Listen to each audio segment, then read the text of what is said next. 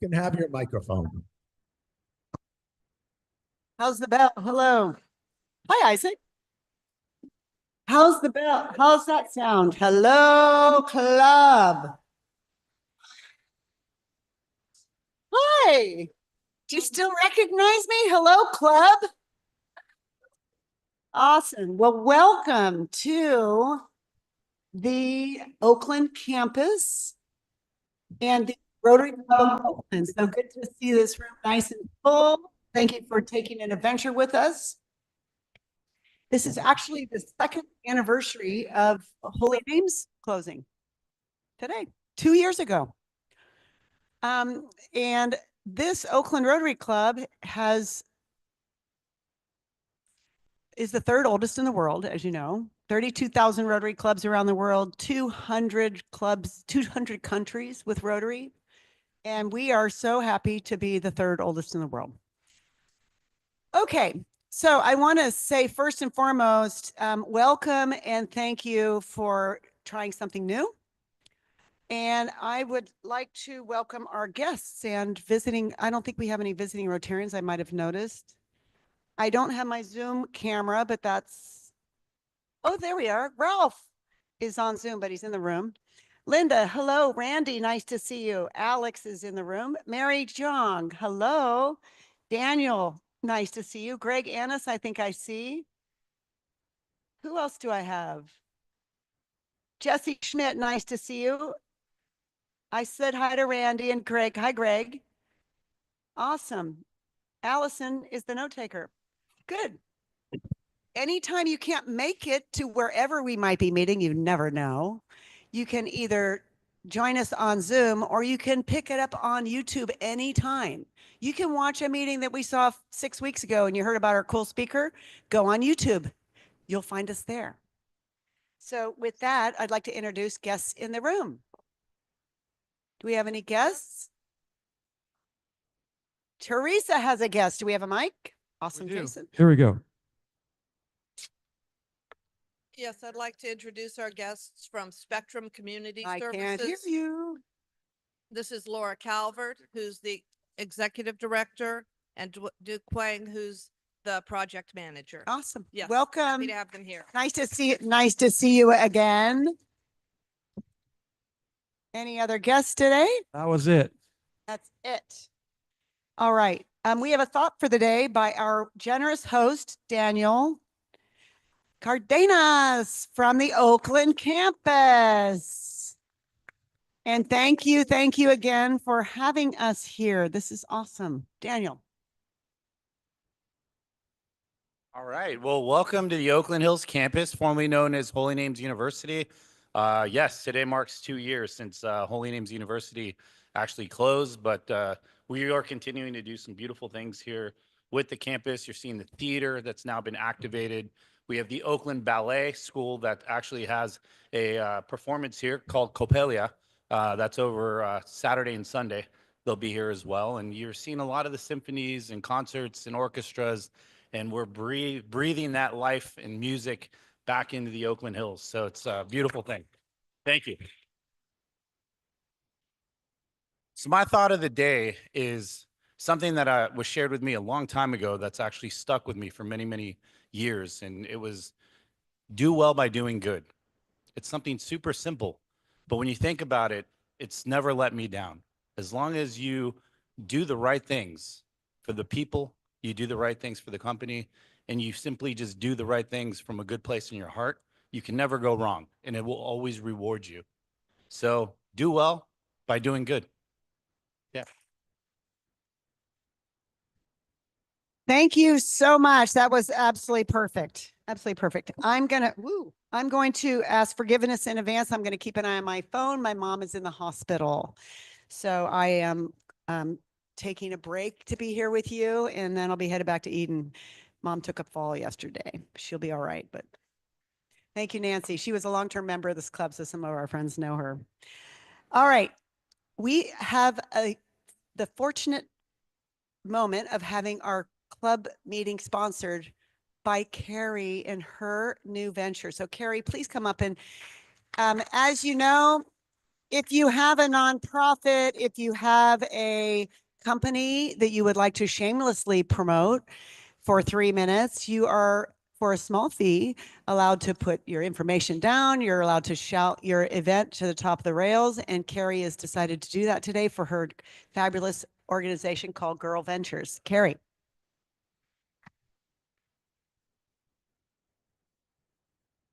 Thank you. I'm shorter than she is, so I'm gonna just move this down. Thank you, President Shannon, and thank you, fellow Rotarians. I'm Carrie Bukevich, and a couple of months ago, I joined Girl Ventures as their newest executive director. Next slide, please.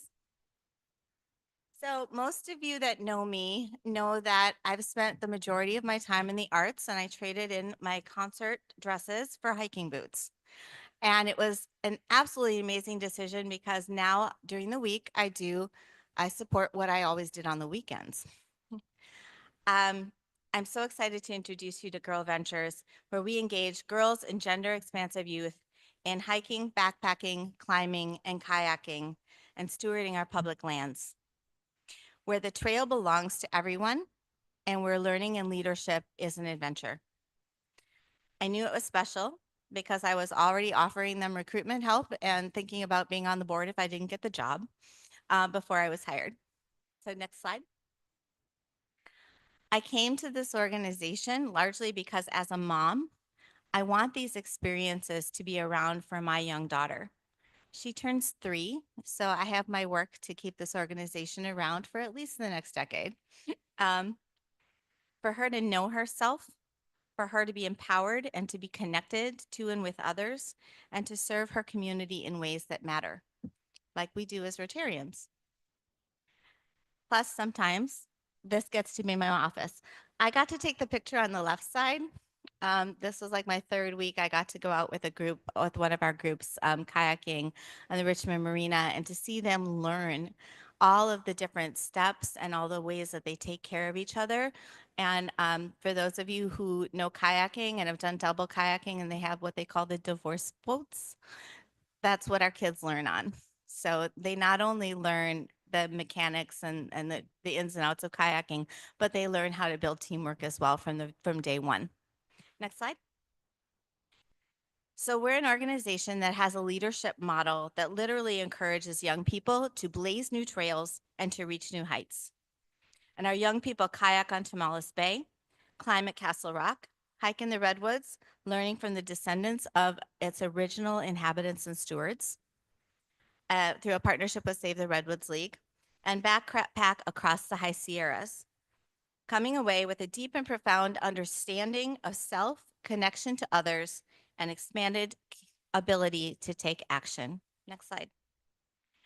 Like many of our Oakland nonprofits, we're seeing as federal and associated state and local funding cuts across and cancellations. The EPA just canceled their entire coastal program, their entire coastal grant program across the entire country. We got a notification last week that they aren't even going to read our applications. When they got the national parks and the EPA, they got the grants go too.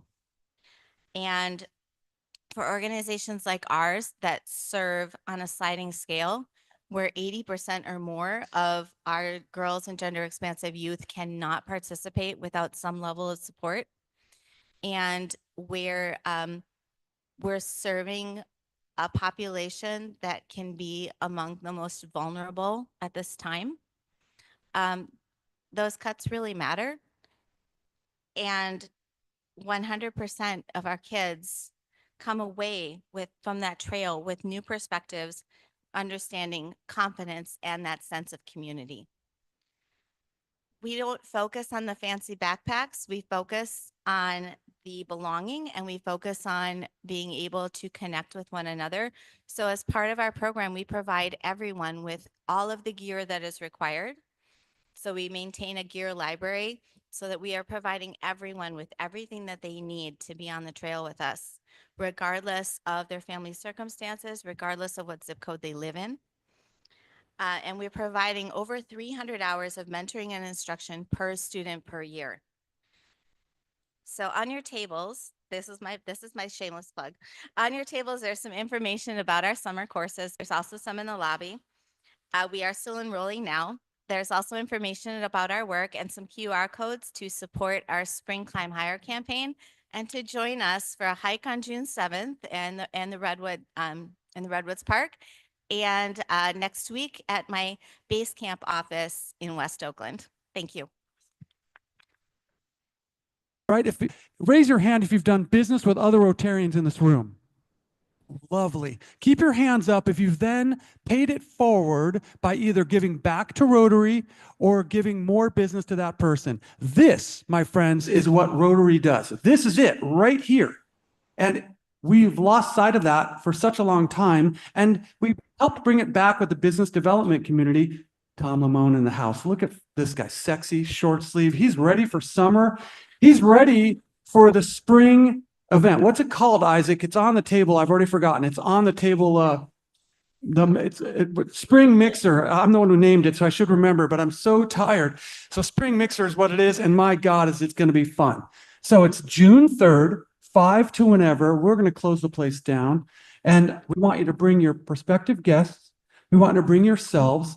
And one thing we're going to do, which we haven't talked about yet, is good job, Joe, within the confines of maybe a few people that are new to our club, they'll be able to talk about their business for 60 seconds or so, just kind of the way we used to do it. Anyway, I'm done riffing, but I've enjoyed my time. Thanks for having me.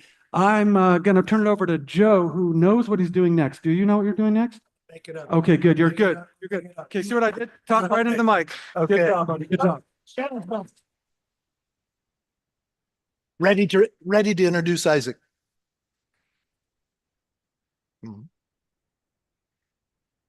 Great. So we didn't do the fellowship. We'll do that later. Okay. All right, great. Well then, hi. Thank you. I appreciate that. Everybody knows that I'm having a day.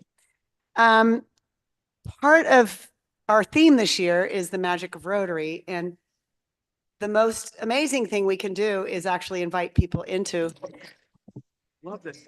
You want to get as close as you can to that the mic. close as I can to the mic. So the magic of Rotary is to offer this experience to other humans in the world to share in this great experience. So with that, we have a new member to introduce. Isaac, it's all yours. You have to talk closely to the mic, and it's not very high and you're awfully tall. Here we go. Okay. I promised to talk extra close today, and I may sound a little bit funny because I had oral surgery this morning. Don't worry, nothing major. I'm fine, but don't look too closely. I appreciate everybody's grace. Good afternoon, fellow Rotarians. My name is Isaac Koss-Reed. I serve on your board. I'm very honored to have that responsibility. And I'm excited today to introduce a dear friend of mine who is joining us here in Rotary.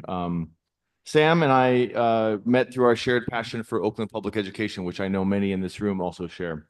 Two interesting facts about Sam. Sam came to California in 1990 to go to UC Berkeley.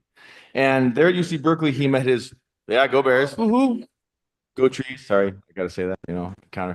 And he met his wife there, which is not the interesting part of it, but he met his wife, it would involve something around hikes, but not hikes in the hills, rather tuition hikes, specifically protesting tuition hikes at UC Berkeley. So interesting fact number one. Interesting fact number two, his involvement, so he's of course a former school board member of OUSD. Some of you might remember that. His involvement began way before that. For 8 years, he was a teacher in the adult education department at OUSD and really was giving back that way. And then started giving back as a parent involved with Manzanita Community School, Manzanita Seed, I'm sorry, where his son actually went. And so through years of activism, he built up a impressive knowledge and engagement and reputation and joined OUSD, served there for 4 years, and his last year as board president. And then did an incredible thing, which not enough of our elected officials do in this day and age, which was that he decided not to seek re-election and rather create a space for a new OUSD parent to step forward in District 1 and run for office. And I think his crowning achievement might be something that brought us together, which was in 2024, the renewal of Measure N, which provides funding for linked learning in our high schools and has had a great impact on improving graduation rates. So let's provide a warm Rotary welcome to our newest Rotarian, Sam Davis.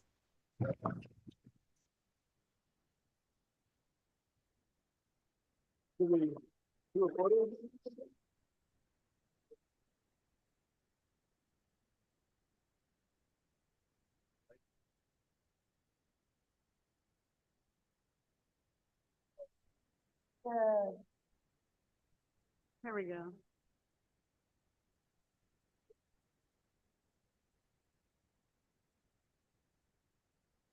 Thank you. Okay, I have some goodies for you. Here's your badge, and there's a fancy little pin there. Get used to, wear with pride. Yes, ma'am.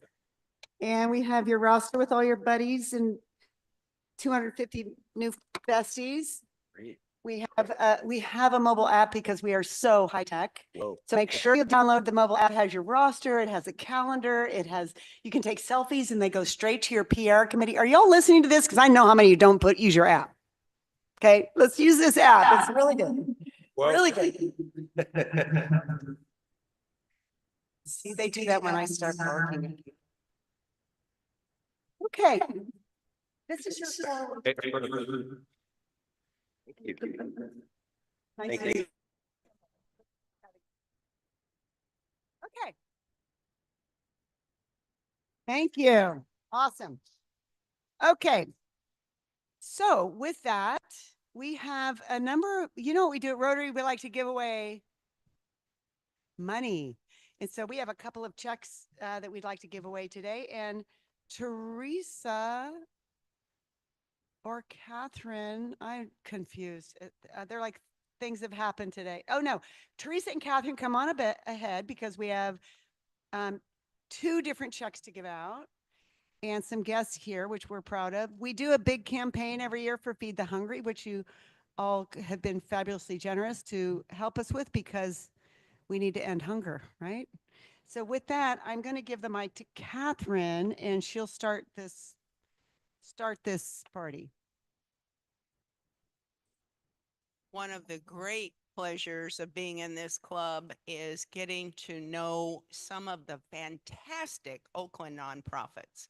My joke has become, I don't know why there's anybody left in Oakland that has any needs. We have so many fantastic organizations. Chelsea Boniak is with Children Rising, and Jim Wabach, our newer member, is a very big deal in Children Rising.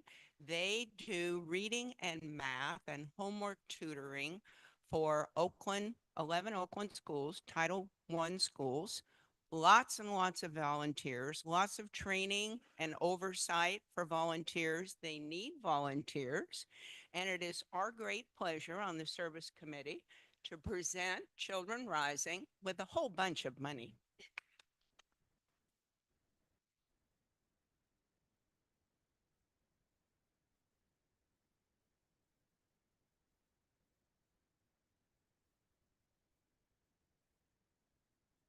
We have Teresa.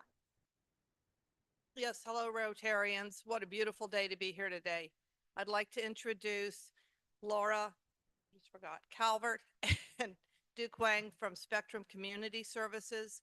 They provide meals to low-income seniors in 3 Oakland locations, and the Community Services Committee just approved a grant for them to have iPads or tablets so that they can track who the meals are going to, move into the 21st century, and stop using papers and pencils. I'd like to present them with this check.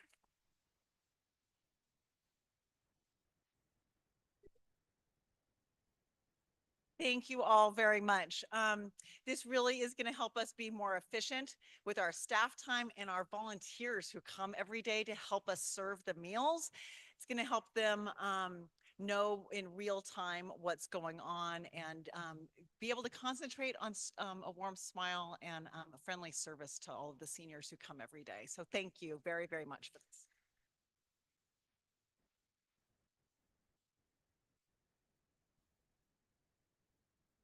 Thank you so much.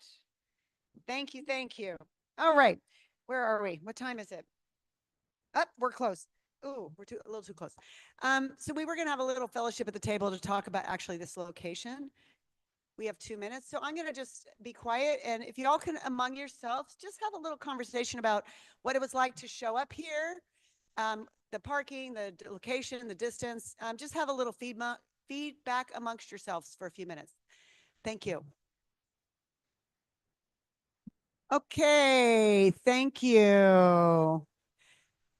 So what's really important about this decision is that we may choose to come here as an interim. We may choose to come here as a commitment, but the ballroom is going to close at the end of my year as far as our access to it.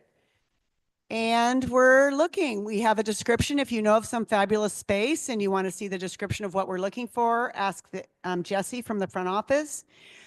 You know, we're a great tenant because we're so prestigious, but we're only 3 times a month.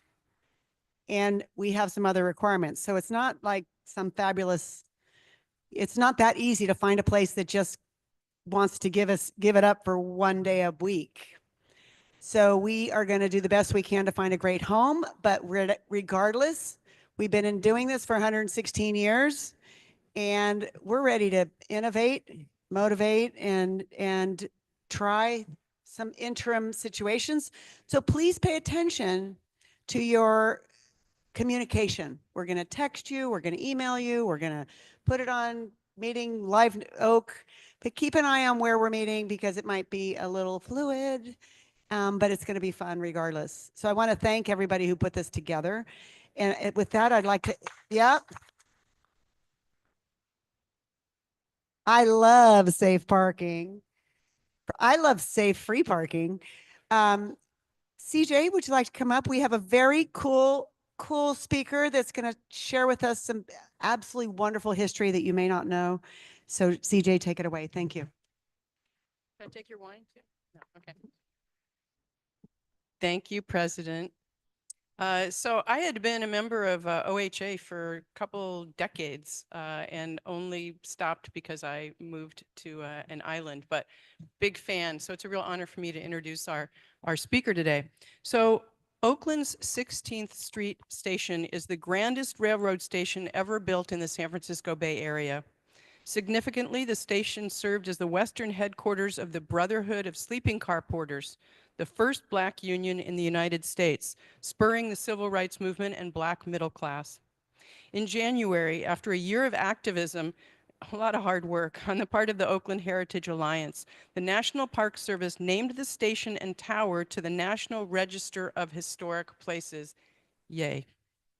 Our speaker today is Daniel Levy, the president of OHA, who will share with us the station's history, significance, current plans, and the effort to bring it back to use.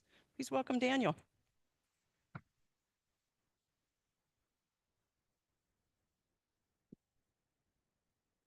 Thank you very much. Let me see if I can share my screen here. Can everyone see that okay? All right, good. All right. Yeah, thank you so much for having me in this space and to hear about what we're doing at the 16th Street Station in West Oakland. So very much appreciate the time and attention. First, let's see, we can advance our slide a bit. I just want to talk about where the station is exactly. So we're all kind of talking about the same location. It's on the edge of West Oakland here where this red star is. So it's at 16th and Wood Street, which is right next to the 880 freeway near the Bay Bridge. All right, a little bit of our agenda today. We're going to talk about before the train station, what were conditions like before the train station, what was the cause for its construction, its importance, transportation, architecture, people, and activism, its closure in 1989, 2005 plan, a 2022 purchase by a property developer, our response, and what's next and how you can help. All right, so before 16th Street Station. So prior to 16th Street Station and prior to sort of any electric railway electrification, let me get rid of this pop-up here. All right.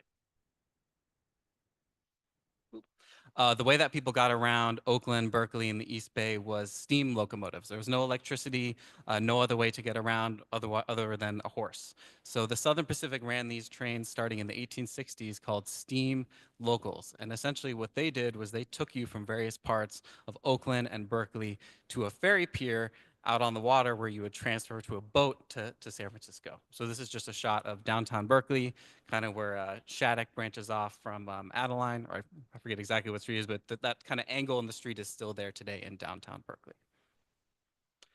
Here's an interesting shot of one of the steam local trains at the previous iteration of 16th Street. So that wooden structure in the center of the photo is the previous version of the 16th Street station at 16th and Wood. And a couple of interesting things to notice are that it's on the water. So you can see the bay literally right next to it before anything was filled in. You can see a little horse car and a little horse car over there that presumably took people to downtown Oakland from the station. And not much was going on around it. It was a lot of vacant land. You're probably all familiar with Francis Marion Smith of borax fame, and he made his money in borax in the desert, and he came back to Oakland and decided that he could disrupt this transportation system that was primarily powered by steam. And there were a few problems with steam. The main challenge was that it was slow. You had just one engine in front, which made it harder to accelerate and decelerate your locomotive, your train. It was also noisy. They made a lot of noise, and they also emitted smoke. So there were some real challenges with this technology. And F.M. Smith decided that he could give the Southern Pacific a run for its money and create a new system that would be dramatically better. And he did this with his key system. And he built a line directly along the Southern Pacific's tracks to downtown Berkeley. So you'll keep noticing this station, this Berkeley station that is kind of the center of this battle here. And he created this electric system that pretty much paralleled the same route to San Francisco, but didn't have any of the same challenges. So it was an electric system, so all the units were powered. They could accelerate and decelerate much more quickly. They were much quieter, and they made a lot less noise. And the Southern Pacific took notice. So, they had pretty deep pockets. They controlled the railroads, pretty much throughout California and the West. And they decided they wanted to compete, and they went all in, and they built a fabulous system. They had a higher voltage. The trains were bigger, more heavy, just a much higher quality system than the key system. And I think even their economists said that the construction of the Southern Pacific's version of their electrified lines was the last word in up-to-date electric railway building. So they really wanted to show the key system who was boss in terms of how electric railways should work. And they took a lot of ideas from the East Coast, the New York Central, so they really took a lot of electric railroad mindset and brought it out here to California pretty much for the first time. So you can see here that same Berkeley station. Instead of a steam locomotive on the left, you see the electrified train and then the key system in the background. So how does 16th Street Station actually connect to all this? Well, it was actually built as a part of this re-electrification effort. So you can see it where this red star is here. And it served a few purposes. One, it was the main news station for the Southern Pacific in Oakland. So it was the gateway to the entire city. But also, it was built with this interconnectivity between the mainline trains and these new electric trains in mind. So it had a joint connection between these two systems. So it was sort of built as a centerpiece, the most significant passenger facility in this entire re-electrification effort. And you can see the lines here in this map. It goes all the way to Berkeley and then all the way out to East Oakland. All right, here's a couple pictures here. You can see it's pretty iconic. These three windows, terracotta, really high quality materials, pretty significant structure, much nicer than the station that they had at 4th and Townsend in San Francisco. And Diridon today was a very significant structure with, very well built. Here's the interior. Here's the interior today, unfortunately, pretty much the same photo. You can see the clock is gone. A lot of the items are gone, but it's still there. Here's that interurban connection platform in the back, in the back of the building. So you'll see this elevated structure in the back, and this was an elevated railway platform where the electric trains actually connected to the station itself. And it was the first elevated electric railway platform built west of the Mississippi. So this building crucially had this connection to the interurban electric system in mind when it was built. And then in the foreground, you can see the mainline long distance train tracks. Here's another shot in color, which is kind of cool. You can see that electric service had ended, so the platform above has sort of they're truncated. The trestles that approach to them are gone, but you can still see people enjoying taking the train. And then here's what it looks like today. Pretty much the same shot, definitely a lot of neglect. All right, architecture, just go over that pretty quickly. The architecture was Jarvis Hunt, again, connecting with this sort of bringing in the best of the best. He was a Midwest architect who designed a lot of other stations in the Midwest, and they wanted to bring that sort of high-class architecture out to Oakland. They didn't necessarily want to pick someone in the Bay Area to architect the building. They wanted one of these established train station architects. So he designed a few other stations. One is in Joliet, Illinois. So you can kind of see the similarity here in materials, the 3 windows. That was sort of his kind of thought around building train stations. So the three windows, the use of the similar materials, the kind of flanked wings on either side, and this plaza in the front.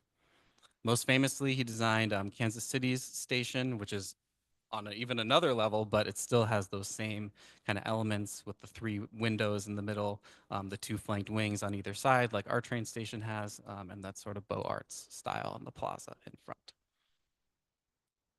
People and activism. So the station is an amazing place in terms of architecture and transportation, but it's really nothing without the people inside of it.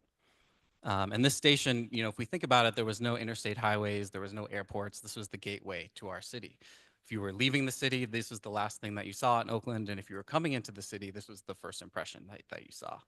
And especially during the 30s and 40s, with the Great Migration, people coming to Oakland to seek a better life, this was their first impression of the city. So in addition to the passengers, the station and the area around it provided really good jobs for people, much better jobs than people were seeing in the South, especially for African Americans. And the Pullman porters was one of those jobs, in addition to working in shipyards and factories and things like that. And the porters worked out of West Oakland. There are a few challenges, though. They had to purchase their own uniforms. They had to live west of Adeline Street. They had to work long hours. Though it was better than before, it wasn't as good as it could be.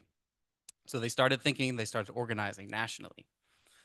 So a man by the name of C.L. Dellums, who was originally from Texas, moved to Oakland. He worked as a porter and was eventually fired as a porter, helped organize the porters across the nation to create the Brotherhood of Sleeping Car Porters, which was the United States' first Black union. So pretty amazing work that was happening in West Oakland. Here's the delegation with all the delegates together.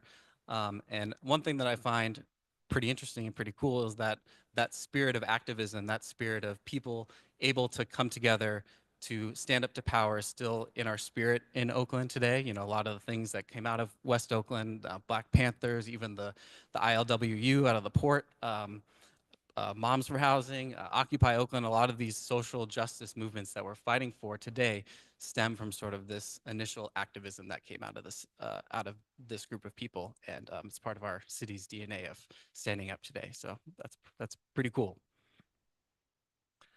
Unfortunately, in 1989, there was an earthquake, as we all know, and the station closed. Trains still operated behind the station for about 5 years. Here's an old Amtrak train. But you couldn't go inside of the building. So one interesting thing about this image here is you can see this kind of portable structure underneath the elevated tracks. That was where the train station that was the train station from about 1989 until 1994. So I think it says snack bar on it, and you got your magazines and stuff like that. So quite a downfall from the greatness of the station to being put into a portable trailer into the back of the building. And then beyond that, once 880 was relocated from Cypress Street, now Mandela Parkway, west, around West Oakland, it cut off the railroad tracks from the building. So the building was sort of an island, not much was going on. So then in 2005, the city decided, hey, we want to do something. We want to do something with this. They created this Wood Street zoning plan. And what that plan decided to do was think about the station as a centerpiece to a development of all of this other new housing that could be built to help reinforce the station. So as you can see here, this is a screenshot that I got yesterday from Google Satellite. A lot of this new housing has been built, which is activating, bringing a lot of people into the neighborhood. We have the Ballers, we have the West Oakland Prescott Market, we have the Farmers Market, a lot of new activity, but the station is still vacant.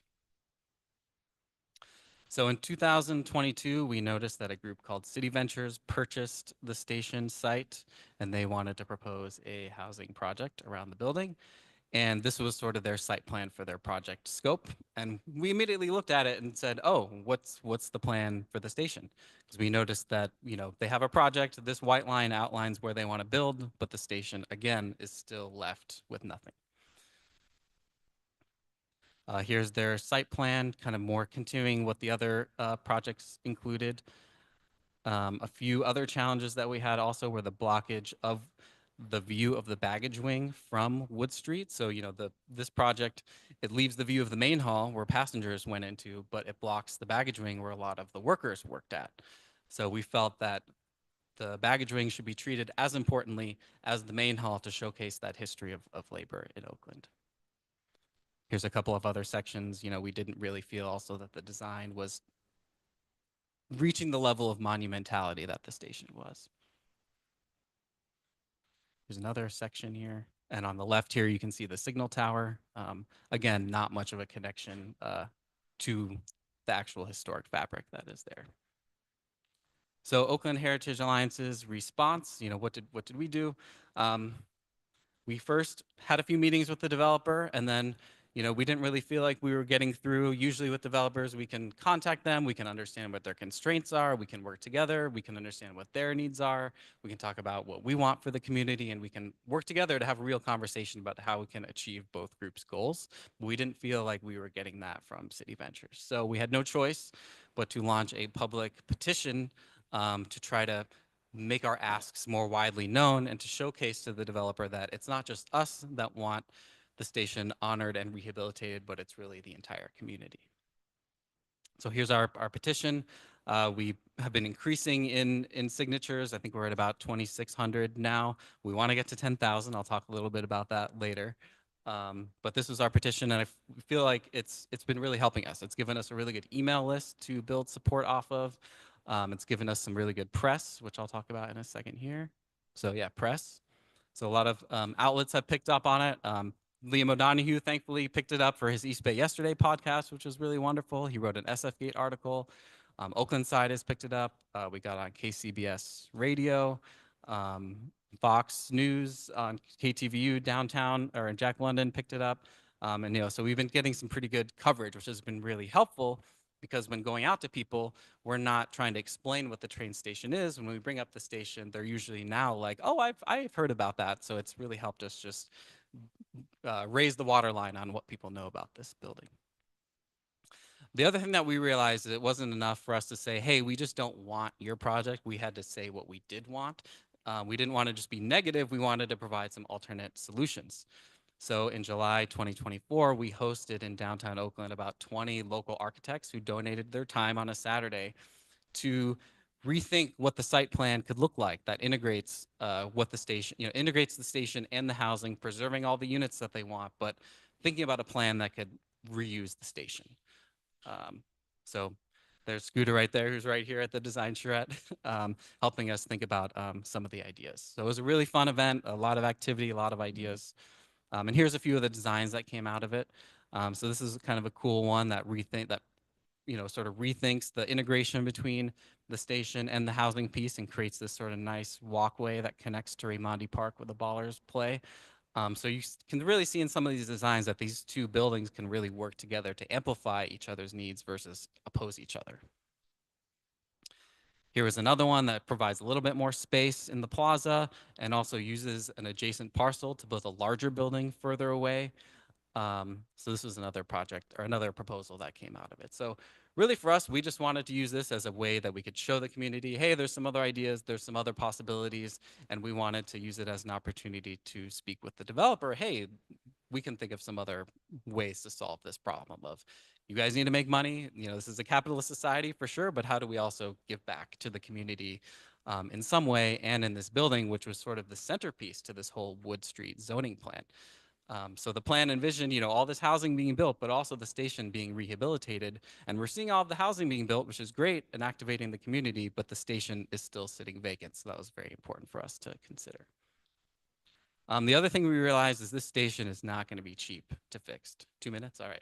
This station is not going to be cheap to fix, and it needs money. So we went and we got it listed onto the National Register of Historic Places, which provides a lot of money for the train station. It provides a 20% tax credit for rehabilitation of historic properties. And for example, on the Fox Theater, when they renovated that in downtown Oakland, it got $16 million in tax credits. So this is a big thing to help provide some money to rehabilitate this structure. So here's the listing here. We'd held a little celebration. So we had a bunch of people out at the train station. We had some speakers, Mitchell Swarzer, Greg Hodge, Samina Satabkund from the Academy of Art University. She brought some students. We unveiled a plaque to kind of celebrate the moment, just to take a victory lap after all of our hard work. And then we took a photo showing all the people there to kind of showcase that community interest and community power around what we're trying to do. So what's next? We just have a few things that we are trying to push forward next. We need to get to 10,000 petition signers. So we're at 2,500 now, but we really feel like we need to get to 10,000 to really get that next level of activism.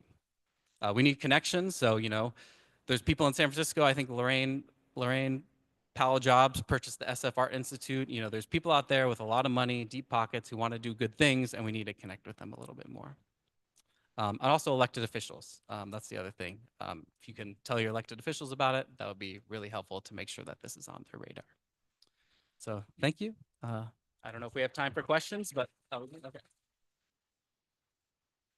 Awesome. Hello, that was so interesting. I personally was enriched by that. And I think that the more we can keep our history alive and the more we can engage in the community rising, this type of project is really great. And signatures, hello. He's at 2,500, 10,000. Let's help him get there. I have some cards I can pass this out. Thank you. That's the easiest part of this lift. As a guest, as a speaker, we have a speaker gift that we give. Rotary Club of Oakland and Rotary International worldwide has been trying to wipe out polio off the face of the planet. We've raised hundreds of millions of dollars with the assistance of the Bill Gates Foundation and International, and we are this close to curing polio. The only reason it's not completely done is because of war and getting access to countries that we can't get access to. But we're very, very close. And so that's our gift for you. So thank you.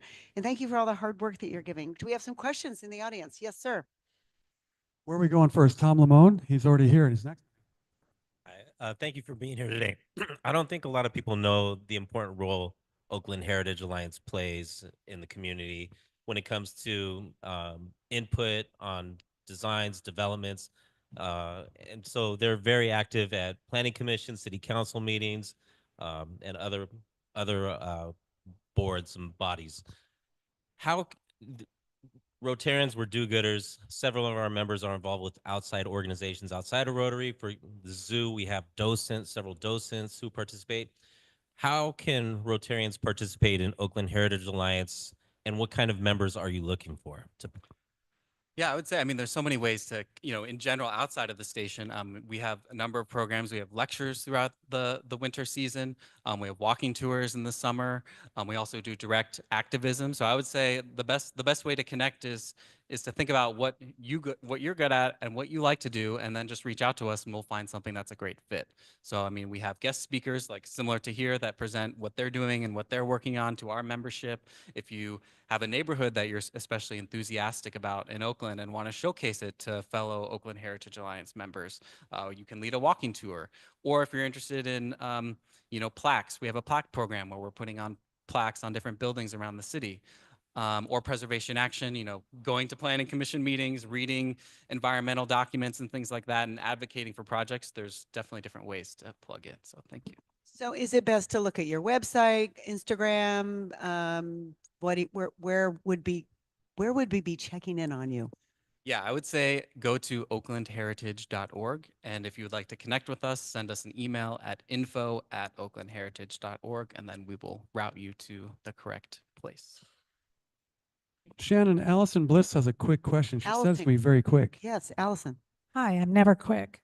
I know about the great work that Oakland Heritage does. Thank you. And they have great walking tours for those of you who don't know. But my question is, with, there's a national organization of the Pullman Porter Brotherhood of Sleeping Car Porters. Would that be an organization that might need a museum and turn part of that facility into something like that? Has that been explored? Yes, as a part of the 2005 plan, there's been discussions about having a Pullman museum. I think that's something that we're definitely thinking about now.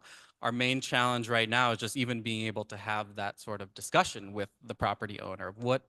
What can we put in this building? So that's definitely, the beautiful part of the building is there are so many different spaces.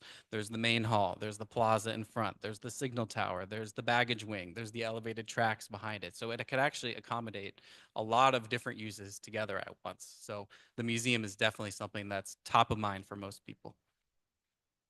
All right, I'm going to Stephanie Great, Casenza. Stephanie. In the Pullman Museum, portion of the African American Museum is pretty amazing. And so that might be a partnership as well to expand their collection, or maybe they need the space and they want to move their collection. Stephanie. So when I lived in San Diego, the last place we lived was what used to be the old Naval Training Center in Point Loma. And most of that was designated National Historic Site. And they were able to work with the developer and create an arts and culture district. They repurposed buildings, but it's taken 25 years to build out. So it is possible. I'm just curious, does the developer not want to speak with you, or? The main thing that they want to do is they want to completely separate the housing development from the station rehabilitation. And so that's the main challenge that we're having right now, is not being able to understand if they're able to think about it as an entire site, as one project. And in terms of the housing itself, they don't want to meet with us at all, which is kind of a challenge. So, in some sense, the petition, going out to the community, having talks like this, we're hoping to raise the temperature a little bit so that they have to come to the table and have a few discussions with us. Well, and these people in the room might have a little influence with a little more voice. So thank you so much for joining us and for sharing this important work. I already talked about your speaker gift, so thank you. David Stein, we have something happening next week, which is pretty interesting. I was going to go up. I didn't realize you're coming around. Thank you, Jason. So next week, actually, the 22nd is an offsite at the Alameda County Jail. If you haven't signed up, it's too late. It's closed. The week after, though, if you have any interest in the economy, you want to be in the ballroom, because our speaker is going to be Mary Daly, the president of the San Francisco Federal Reserve. She sits on the monetary committee. You want to find out what's going on with interest rates, with pulling money out of the economy, with tariffs. We're going to have one of the top experts in the country live. It's going to be a Q&A. So if you have questions you want asked of Mary Daly, send them to me and I'll try and include them in the discussion. The 29th in the ballroom, Mary Daly, president of the San Francisco Federal Reserve. Thank you, David. Mary Daly in the ballroom next. Insane. It's insane. I'm so excited. We are so fortunate to have an amazing speakers committee, along with an amazing food service committee. I know, Julie, thank you, and Jesse and everybody else do this. I see a buzzing. What's that? I'm looking right there at a bell ringer. Good job, Julie. I would like to ring the bell twice today. First, I'd like to ring it for Daniel Cardenas for being so welcoming. I don't think Dan's been a member 6 months yet. He already sponsored our gala. He's opened his lovely facility to us for board meetings, for this meeting. He's been a refreshing a breath of fresh air to be so accommodating, including on the price. So thank you, Daniel.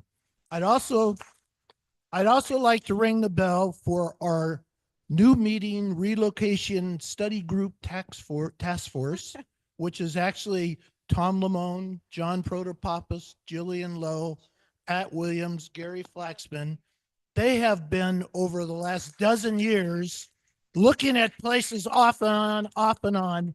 And on very short notice, they've kind of come together or taken a quick look around to see what's out there. And as Shannon said, you'd be surprised. There's not as many options out there as you think. We have a deadline coming very soon, as Shannon mentioned. But if you know a place that you think they should look at, let one of these people know. In the next 2 weeks or so, we'll take a look at it. But I really want to thank them for all their extra efforts. Thank you, Joe. I'm 2 bell ringers. All right, really appreciate everybody. And there is this little form being sent around, so be sure to get your name on some petitions if they are in alignment with your needs. And Jason, everything's cool? Feels pretty cool. Thank you. How about this place? Can we How about talk this about this place? place? Come on, man. And I want to say about places is that places are great to gather, and there might be many places down the journey of this Rotary Club. We've certainly been around long enough to know that there's likely to be change in the world, and let's be part of that change. So this room also gets brighter. There's so many things. Just be involved in curating it if we come here, or if you have another choice. Please answer the survey. So this meeting is, wait, what else? Sorry. Oh, I'm sorry. Okay. Talk for a second. And please greet our new member, Sam Davis in the back, over here by the X door. Thank you. So this facility comes with an unbelievable theater that will be available to us as we need it. And Dan will show it to us. So stick around after the meeting, find Dan and Luis, and they're going to show you an incredible facility. It's right next door. The theater is right through this door and right through this door. So if you want to take a peek in, they're already putting up a backdrop. So check it out. Thank you.